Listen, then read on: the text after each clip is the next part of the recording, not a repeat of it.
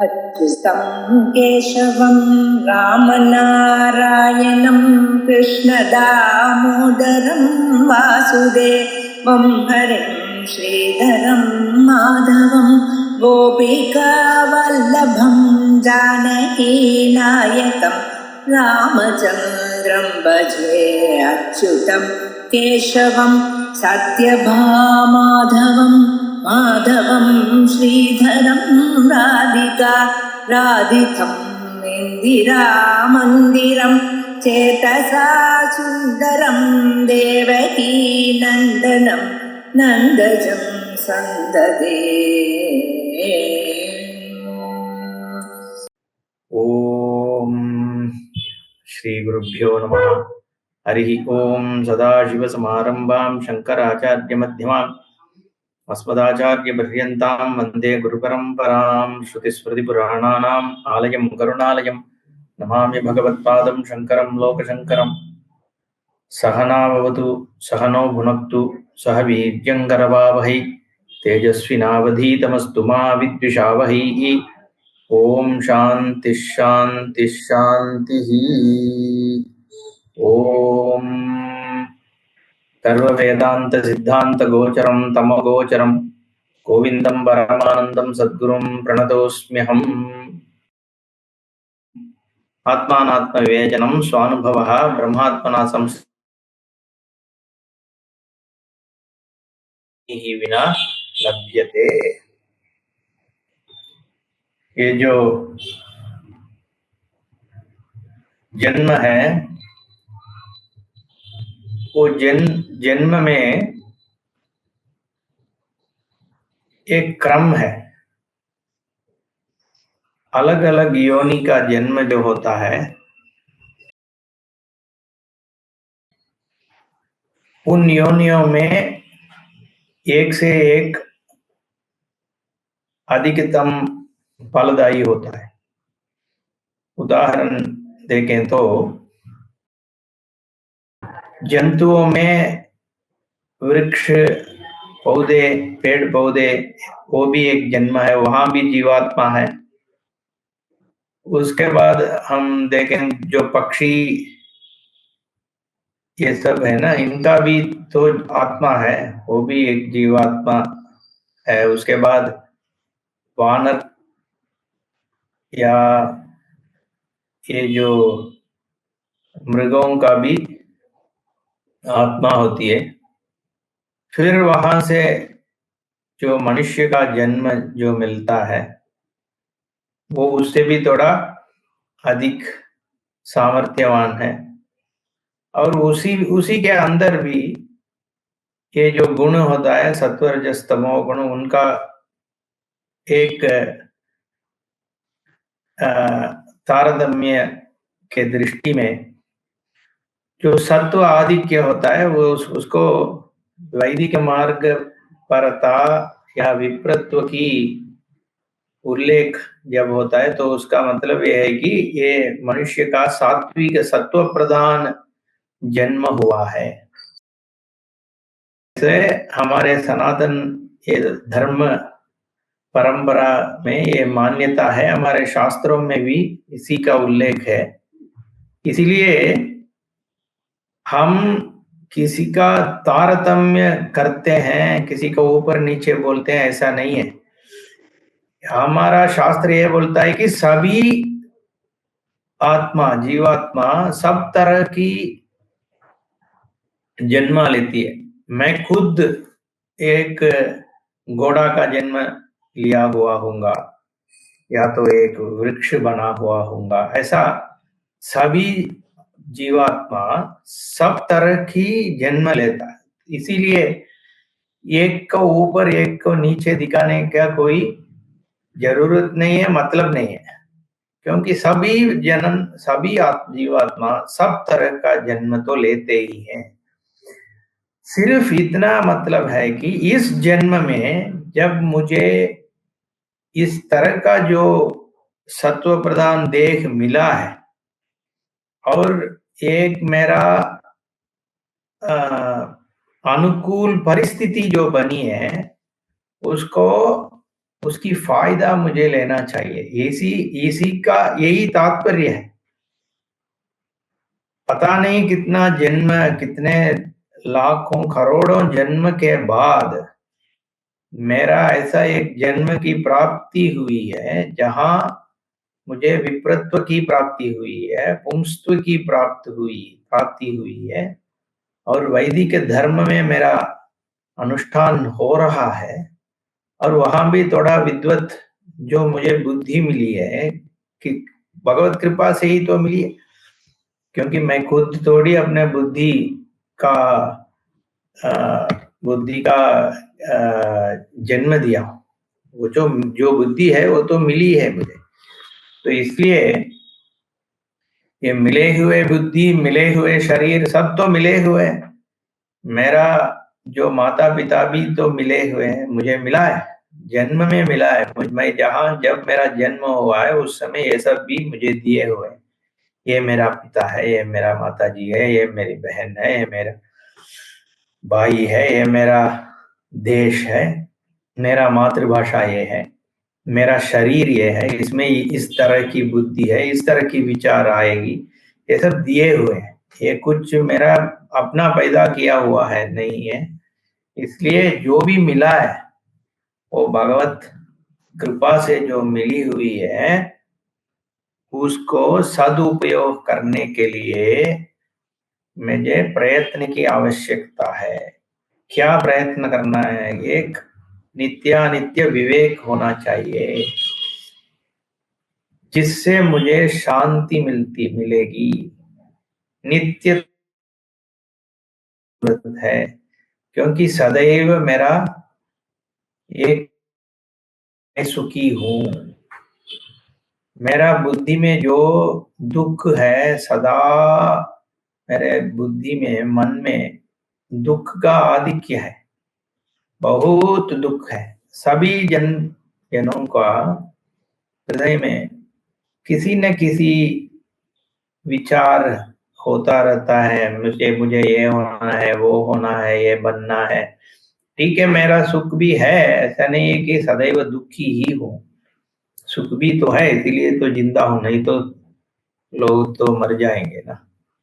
कभी कभी सुख आता ही रहता है, लेकिन ज्यादातर मन में एक क्या बोलते हैं, असंतुष्टि है।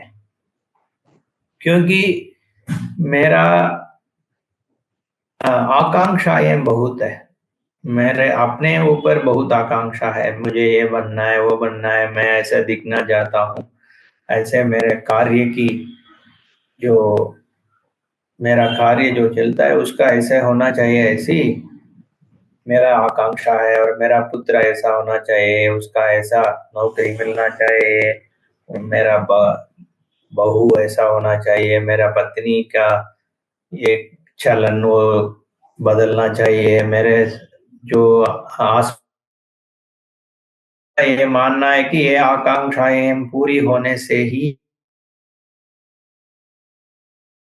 मानना है। इसको बोलते हैं वांटिंग मी, आकांक्षा वाली मैं, आकांक्षा वाला मैं। इस किसी न किसी का चीज का मैं ढूंढता रहता हूं, इसीलिए अशांति है। मैं शांत नहीं हूं अंदर से।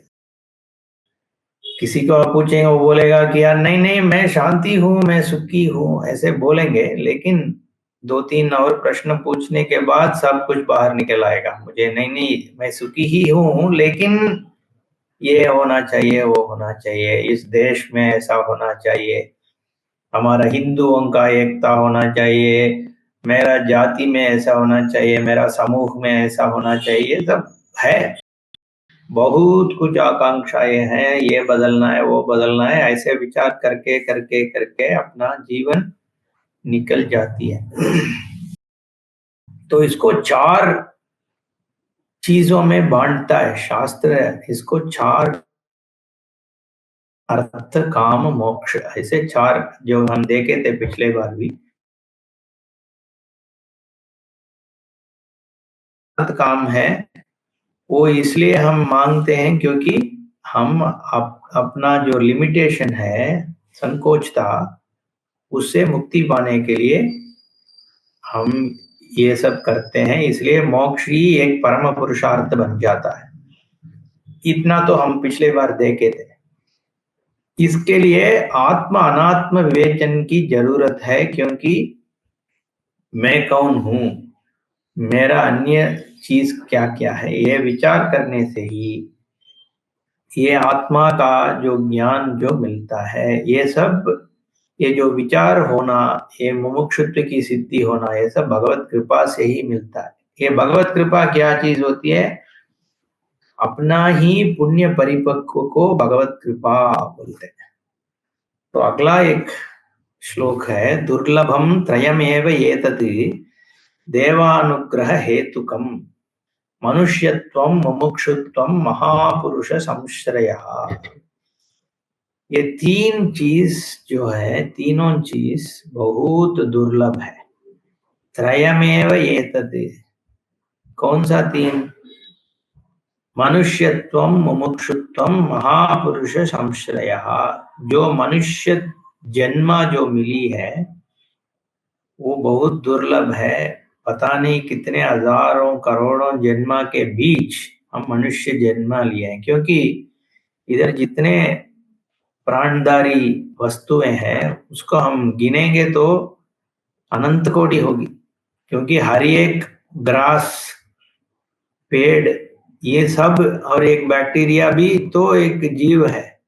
कितने एंट है, पक्षी है, मच्छर है, मधुमक्खी है, पता नहीं जितने जीव राशि है, उनमें से मनुष्य तो 1% 2% ही तो होगा। तो इसका मतलब है कि 100, अगर मनुष्य 1% है तो इसका क्या मतलब है? प्रोबेबिलिटी है कि 100 जन्म में एक जन्म मनुष्य जन्म होगा। ऐसा बहुत दुर्लभ है। और उस मनुष्यत्व में भी विप्रता, ये सब तो और भी दुर्लभ है। तो मनुष्यत्व एक, दूसरा है मुमुक्षुत्वम, ये भी दुर्लभ है, क्योंकि ये धर्मार्थ काम्य में पड़े हुए लोग, तो इनको ये समझ में आना चाहिए कि मेरा ये जो ढूंढना चल रहा है, मेरा, मैं जहां घूम रहा हूं, किस लिए घूम रहा हूं?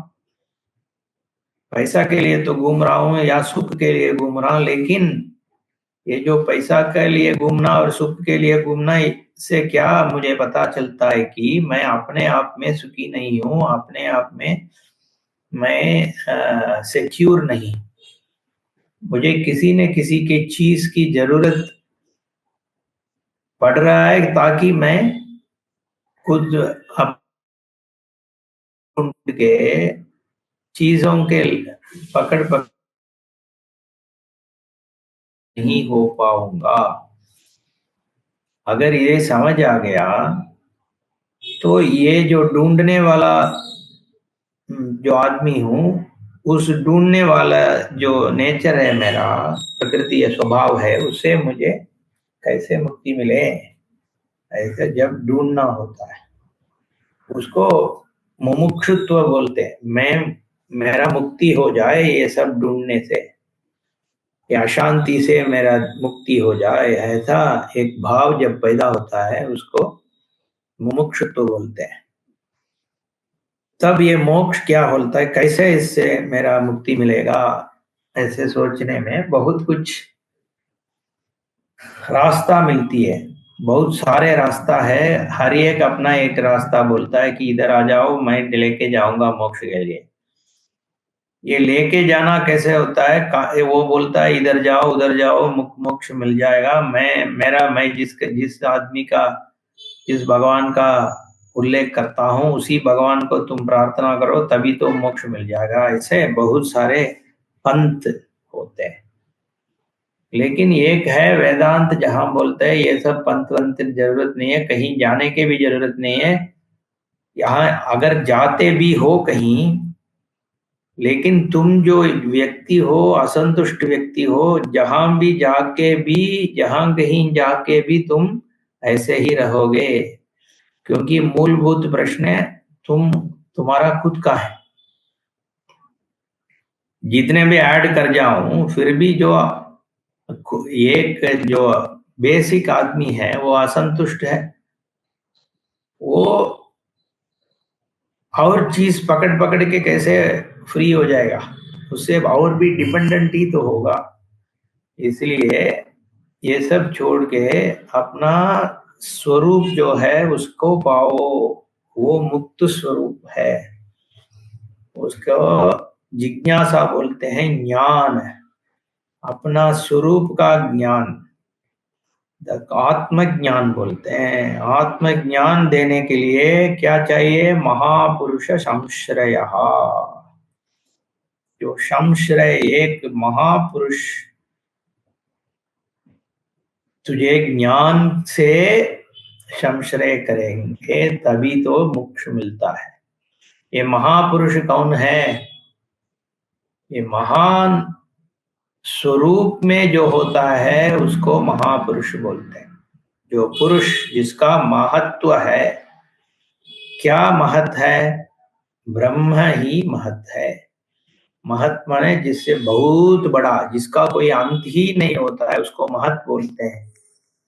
वैसे एक ही चीज है, वो है ब्रह्म, बृहद्वृद्धौ, जिसका बृहत्व का कोई अंत नहीं है, उसको ब्रह्म बोलते हैं, उसी को महत्व बोलते हैं। वो महत्व स्वरूप जिस पुरुष को होता है उसको महापुरुष बोलते हैं। ब्रह्मविद, जो ब्रह्म ज्ञानी है वही ब्रह्म है। ब्रह्मविद ब्रह्मैव भवति, क्योंकि अपना ही स्वरूप ब्रह्म होता है। जिसका ज्ञान हो गया वो ब्रह्म ही बन जाता है। बन जाता है माने क्या? अपने को ब्रह्म महसूस कर देता है, ज्ञान हो जाता है उनको। ऐसे महापुरुष जो है, जो सिखा भी सकता है,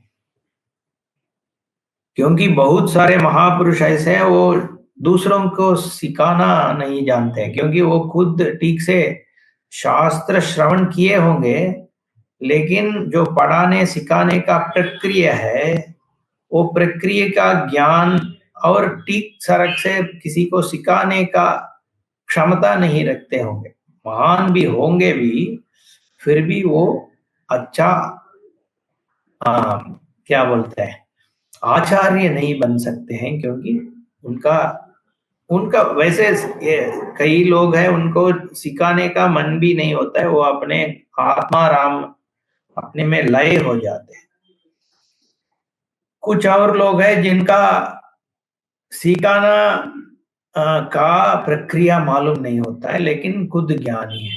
ये सब पार करके जो ज्ञानी भी हो, ठीक से श्रवण किए हो और दूसरों को सिखाना भी जिनको बनता है और सिखाने का जो क्षमता रखते हैं, और उनका ऐसा भाव होता है कि और भी जो अज्ञानी लोग हैं उनको एक ज्ञान दे, ऐसा भाव जिसको बनता है, वो महापुरुष बहुत दुर्लभ है।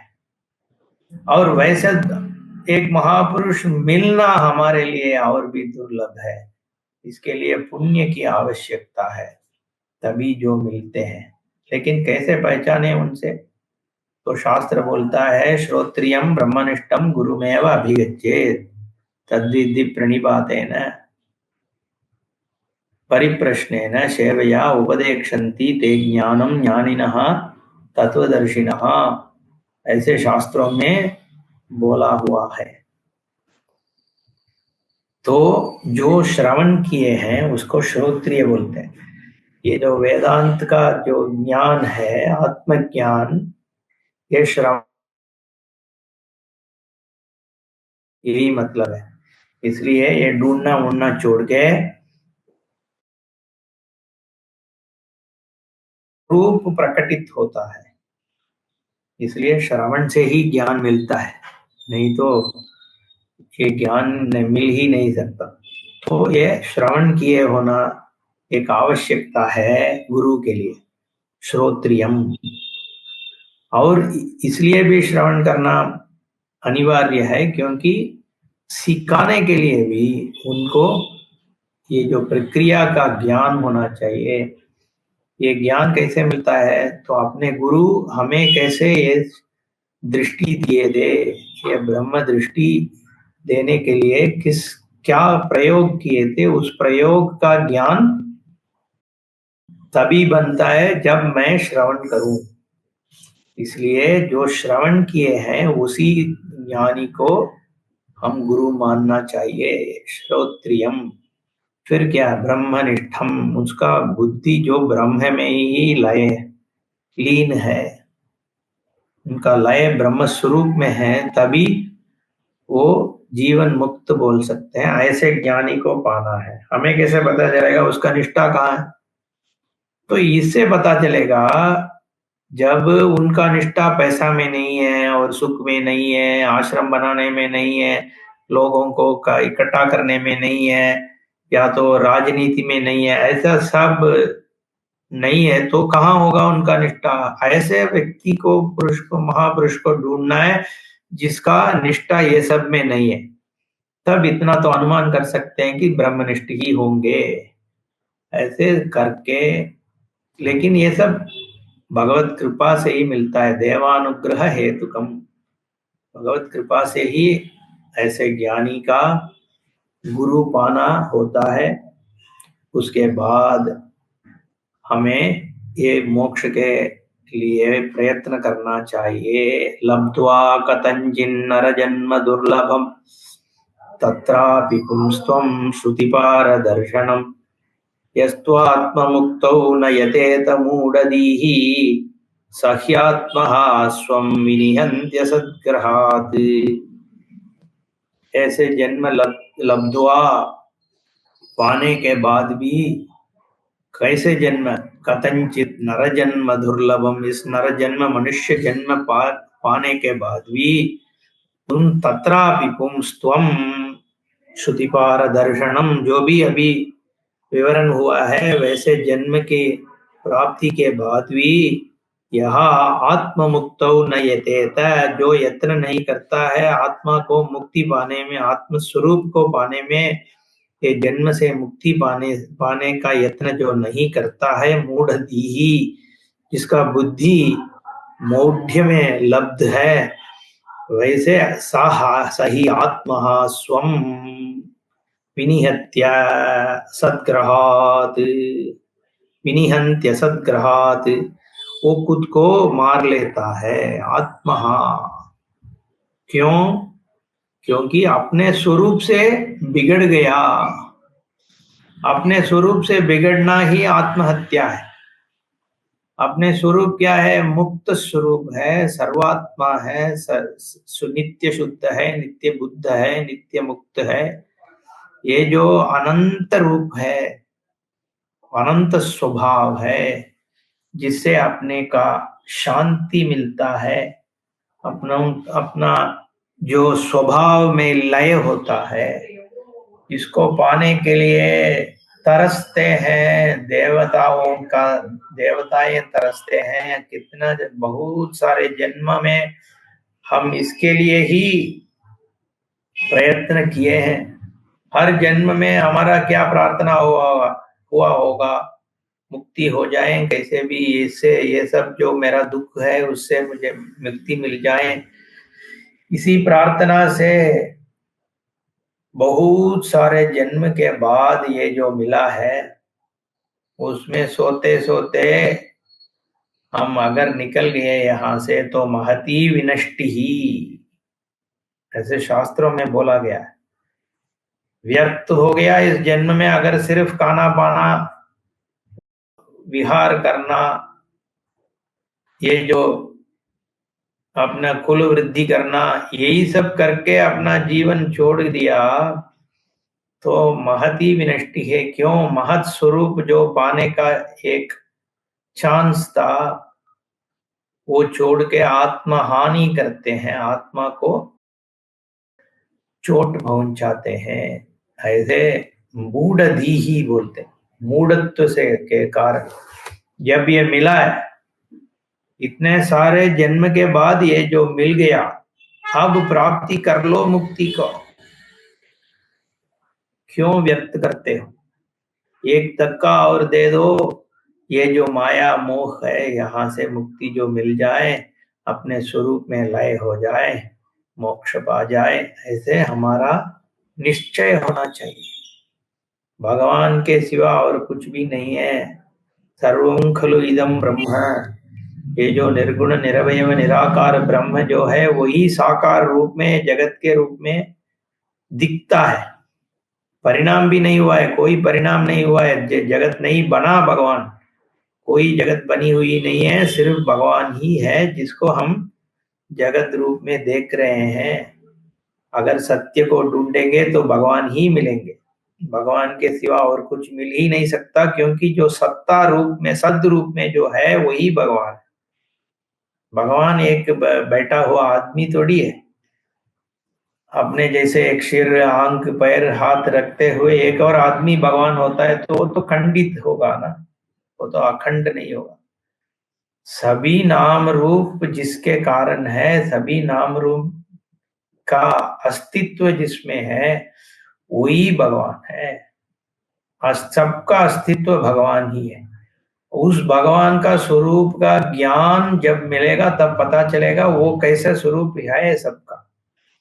अब अभी हम उसके लिए यत्न तक नहीं किए हैं, अब कैसे पता कैसे होगा। बहुत लोग पूछते हैं ये कैसे हो कैसे सकता है कि सभी निर्गुण, ये सब निर्गुण कैसे हो सकता है, सब इतना गुण सारे हैं तो इसमें निर्गुण कैसे भगवान होगा। अरे जो गुण है वो कहाँ प्रतीत होता है, उस स्वरूप को निर्गुण बोलते हैं, वो गुण नहीं हो सकता है, क्योंकि गुण का प्रतीत होना आवश्यक है, तभी तो एक चीज का गुण बोल सकते हैं। जो प्रतीत होता है वही गुण है, वही आकार है। जिसमें सबका प्रतीत होता है, जो स्वयं प्रकाश है, वो गुण नहीं हो सकता है ना।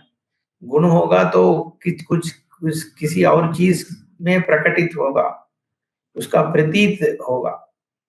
मुझे एक गुण का प्रतीत होता है, उसका मतलब है वो गुण मुझसे अलग है और वो मुझे प्रतीत होना चाहिए, तभी तो वो गुण बनेगा। जो स्वयं प्रकाश है वो कैसे गुण बनेगा, वो निर्गुण ही हो सकता है। उस स्वरूप का ज्ञान सिर्फ मनुष्य को बनता है, मनुष्य को मिल सकता है जो वेदात्म संस्थिति है, जिसका सात्विक गुण है, सत्व प्रधान मनुष्य है, जो शास्त्रों का विचार करता है, वो ये जो महापुरुष संश्रय जिसका हुआ है उसी को एक ज्ञान मिलेगा। अगर इस जन्म जब ये सब मिले हुए हैं तो इसका सदुपयोग होना चाहिए। इतः कोन्वस्ति मूढ़ात्मा यस्तु स्वार्थे प्रमाद्यति दुर्लभम मानुषम देहम प्राप्य तत्रापि पौरुषम भू। कौन हो सकता है मूढ़ इससे अधिक, जो ये सब मिलके भी इसको व्यर्थ करके किसी न किसी चीज के पीछे ढूंढते हुए अपने जन्म को नष्ट कर देता है। शराब पीता है, लड़की के पीछे जाता है, बच्चों के पीछे जाता है, कोई ये राजनीति के पीछे ढूंढता है, कोई शक्ति पावर के पीछे ढूंढता है, इधर उधर घूम घूम के जब आयुष खत्म हो जाता है सब व्यर्थ पड़ जाता है। कितने दिन घूमोगे, 20-30 साल, उसके बाद अब जब सबका व्यर्थ हो गया ऐसा मन हो जाता है, तब उसके बाद क्या क्या कर पाओगे। जब शक्ति है, जब धृति है, धैर्य है, जब मेधा है, उस समय सही चीजों का ज्ञान पाना आवश्यक है। वो उस समय का बर्बाद करके अन्य चीज के पीछे दौड़ दौड़ के व्यर्थ जी। अगर हमें पुण्य नहीं होता तो हम भारत देश में पैदा नहीं होते ना, हम कहीं अंटार्कटिका में हम पड़े हुए होते। हमारा भारत देश में जन्म हुआ है, वैसे हम एक गाय या ऊंट जैसा जन्म नहीं हुआ है, मनुष्य जन्म हुआ है। मनुष्य जन्म होते भी तो होने शुरू हुआ है ना, तो इतने टक्का और दो तो मिल ही जाएगा। व्यवसायत्मिका बुद्धि ही ये कहे है गुरुनंदन, जो अनन्यास चिंतयन्तो माम ये जनाः पर्युपासते तेषां नित्याभियुक्तानां योगक्षेमं वहाम्यहम्। अनन्य भक्ति, भगवान का सिर्फ मेरा एक ही लक्ष्य है, वो भगवान को पाना है। भगवान को पाना माने स्वरूप को पाना है। स्वरूप पाने के लिए क्या करना है? ये महापुरुष संश्रय करना है। ऐसा व्यवसायत्मिक बुद्धि होना चाहिए, निश्चय होना चाहिए। मैं जो भी करूं इसलिए कर रहा हूं कि मुझे मोक्ष मिले। अगर मेरा जो कार्य करना है जीवन में, मेरा जो मनुष्य होने के कारण बहुत कुछ कार्य करना पड़ता है, अपने पेट के लिए भी करना पड़ता है, हमारे अपने जो लोग हैं उनके पेट के लिए भी करना पड़ता है, सभी को काम करना ही तो पड़ रहा है। लेकिन मेरा लक्ष्य सिर्फ वो काम का फल नहीं है, वो काम करते करते मुझे मोक्ष पाना है। ऐसे पहला एक निश्चय होना चाहिए, क्योंकि ये सब काम तो सभी को रहता ही है, इसको छोड़ नहीं सकते हैं। लेकिन लक्ष्य रखो मोक्ष के लिए, मोक्ष के लिए ही करूंगा, जो भी करना है वो काम करते करते मेरा लक्ष्य तो मोक्ष ही होगा। ऐसा इसको व्यवसाय बोलते हैं, इसी में कर्मयोग बनता है। और यही अनन्य भक्ति है, भगवान के सिवा और कुछ भी नहीं है, मुझे कुछ पाना भी नहीं है। कोई कुछ भी पाए वो भगवान के लिए पा रहा हूं, बस इतना है। ये जो श्रद्धा और ये जो भक्ति, ये जो अनन्य बुद्धि होता है, उसी को भगवान गीता में बहुत प्रभाव देते हैं। ये भगवान के ऊपर जो चिंता रखना वो बहुत जरूरत है, उसी से ये सब मिलेगा। अगर वो भगवान का भक्ति कैसे मिलता है, वो भी भगवत अनुग्रह से ही मिलता है। ये सब देवता कृपा से ही होता है। जो कृपा कैसे मिलता है? अपने ही पुण्य से मिलता है। अपना पुण्य जो एक संभावना का सृष्टि कर देता है, जहां से हमें मुक्ति मिले। इसलिए प्रार्थना ही एकमात्र जरूरत है कि प्रार्थना करें जिससे पुण्य पाएं, पुण्य से भगवत भक्ति करें, भक्ति से ज्ञान की प्राप्ति हो, ज्ञान से मोक्ष शांति मिले। बोधेन विनापि मुक्तिः न सिद्ध्यति ब्रह्म शतान् कोटि गुण है ब्रह्मा की आयु। वो ब्रह्मा जी के शतायु अगर हम रहें, तब भी सिर्फ शास्त्र की बात करने से, ये यज्ञ याग करने से, मंदिर मठ में जाके बैठने से, ये जो वैदिक कर्म, ये सब लौकिक कर्म करने से मुक्ति नहीं मिल जाएगा। मुक्ति कैसे मिलेगा? आत्मैक्य बोधे न। ये जो ब्रह्म है वही सत्य है, वही मेरा स्वरूप है, वही भगवान है, वही सब कुछ है, वही इधर जो भी मैं देख रहा हूँ वो सब वही आत्मा परमात्मा ही है। ये सब ऐसे ज्ञान होना चाहिए। ऐसा मेरा संकल्प या भाव से नहीं होगा, बोध से होगा। आत्मैक्य बोध, बोध माने उसका ज्ञान मिलना, उसका जो जैसे हमें पता चलता है ना, पता चलना की बात हम बोलते हैं। मुझे पता चल गया कि तुम ही चोरी किए हो, तो ये पता चलना को ही बोध बोलते हैं, ज्ञान। ऐसा आत्म स्वरूप क्या है इसका पता होना, इसी को बोध, आत्मैक्य स्वरूप का बोध। ये मेरा मानना, मेरा संकल्प यही है, मेरा इच्छा यही है, वो नहीं बोल रहे। मेरा मान्यता का बात नहीं है, ये मान्यता से नहीं, ये मान्यता से नहीं चलेगा। मान्यता से इसका पूर्ण नहीं हो जाता है।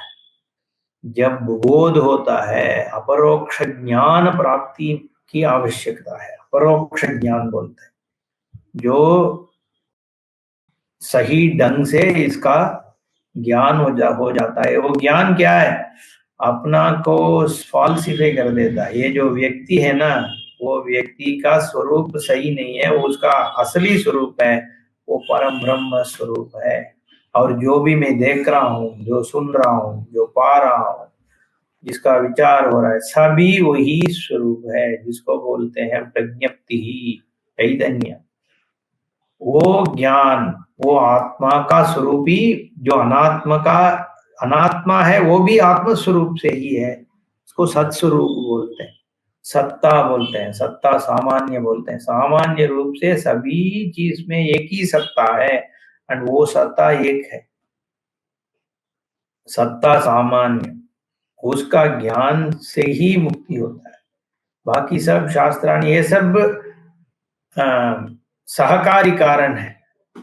क्रम मुक्ति बोलते हैं ना, पहले अरे यार वो सब छोड़ो, जो ब्रह्म ब्रह्म, अभी मेरा इतना जो प्रॉब्लम चल रही है, इतना मैं जहां हूं वहां से तो मुझे निकालो पहले।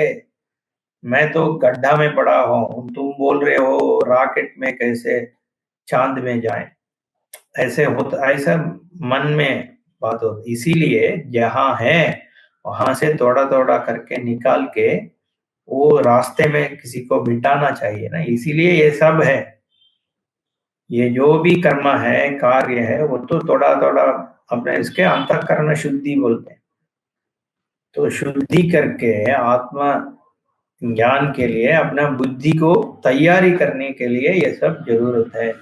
वदंतु शास्त्राणि यजन्त, ये सब छोड़ नहीं सकते हम।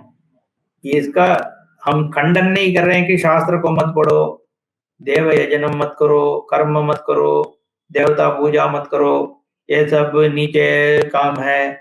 तुम्हें आत्म ब्रह्म के लिए जाना है, ये तो छोटे लोग का काम, ऐसे नहीं बोल रहे हैं। ये कुछ छोटा बड़ा नहीं है, सभी को ये सब करना ही है। लेकिन लक्ष्य का क्या है इसका भी समझ होना चाहिए। इसी में बैठने से नहीं चलेगा। ये सब मैं किस लिए कर रहा हूँ? मोक्ष के लिए कर रहा हूँ, आत्मिक के बोध के लिए कर रहा हूँ। जब मेरा तैयारी हो गई है तब मुझे श्रवण करने की जरूरत है। ये बात करने के लिए ये श्लोक है। इसका ये सब ठीक से समझना चाहिए। हम किसी का निषेध नहीं कर रहे क्योंकि बहुत लोग ऐसे घुमा देते हैं इधर आजकल। अमृतत्वस्य नाशास्ति वित्तेने नित्येव हि श्रुतिः ब्रवीति कर्मणो मुक्तेः अहेतुत्वं स्फुटं यतः। ये श्रुति ही क्या होता है? वेदों को श्रुति बोलते हैं। हमारा ज्ञान श्रवण से ही मिलता है। जब पहले